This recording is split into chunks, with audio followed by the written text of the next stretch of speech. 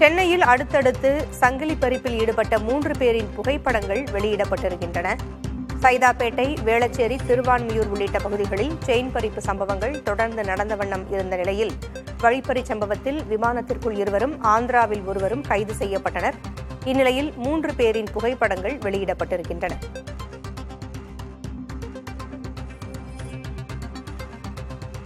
சைதாப்பேட்டை, வேளச்சேரி, திருவான்மியூர் உள்ளிட்ட பகுதிகளில் செயின் பறிப்பு சம்பவங்கள் தொடர்ந்து நடந்து வந்த சூழலில் 3 பேர் கைது செய்யப்பட்ட நிலையில் 3 பேரின் புகைப்படங்கள் வெளியிடப்பட்டிருக்கின்றன.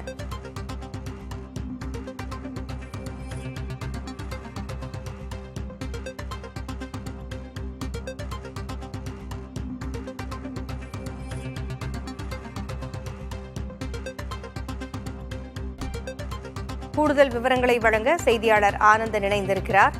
ஆனந்தன், தொடர்ந்து சங்கிலி பறிப்பு சம்பவங்கள் நடந்து வந்த சூழலில் தற்பொழுது 3 பேரின் புகைப்படங்கள் வெளியிடப்பட்டிருக்கின்றன. கூடுதல் விவரங்கள் என்ன?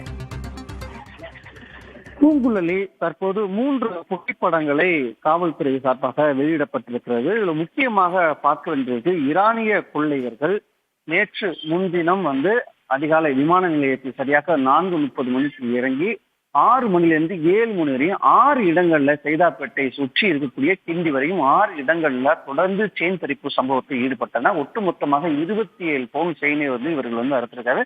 இது தொடர்பாக சிசிடிவி காட்சிகளை மையமாக வைத்து காவல்துறை தீவிரமாக விசாரணை மேற்கொண்டு 2 மணி நேரத்தில் செயின் பறிப்பு சம்பவத்தில் ஈடுபட்டு மீண்டும் அவர் விமானம் மூலமாக சொந்த ஊருக்கு செல்வதற்காக செல்லும் பொழுது விமான நிலையத்திலே கைது செய்தார்கள்.